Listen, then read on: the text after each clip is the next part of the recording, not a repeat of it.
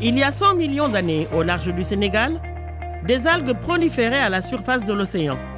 Après leur mort, ces algues se sont déposées au fond de la mer et ces cadavres de végétaux se sont ensuite progressivement transformés en pétrole et en gaz en s'enfouissant dans le sous-sol chaud de la Terre.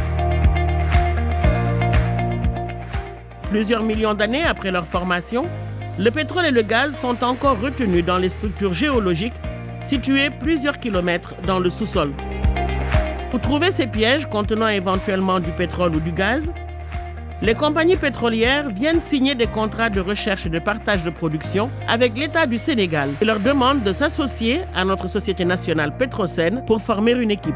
Cette équipe, pilotée par la compagnie pétrolière, effectue alors une échographie du sous-sol que l'on appelle sismique.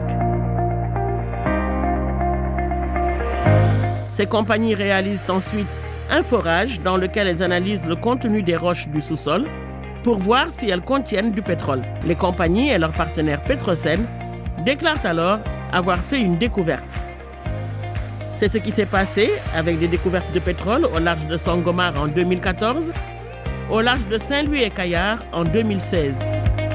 La politique d'attractivité menée depuis 1998 par l'État du Sénégal venait enfin de porter ses fruits grâce aux découvertes de SNE, Fan, Tortue, Teranga et Yakar.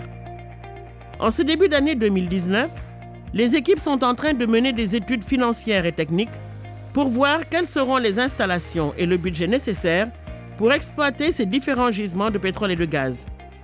Les travaux effectués par l'État du Sénégal, la Mauritanie, BP, Cosmos et Petrosen tout au long de l'année 2018 ont été achevés le 20 décembre à Nouakchott.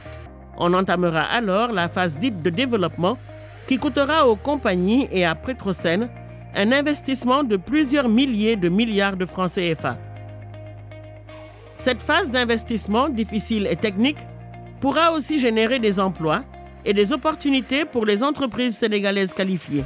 Après le démarrage de la production de ces hydrocarbures, l'État du Sénégal touchera donc sa part majoritaire dans les profits. La gestion transparente et rigoureuse de ces revenus servira de levier fort dans le développement des secteurs prioritaires du PSE, tels que l'éducation, la santé, l'agriculture, l'énergie, les infrastructures routières et ferroviaires.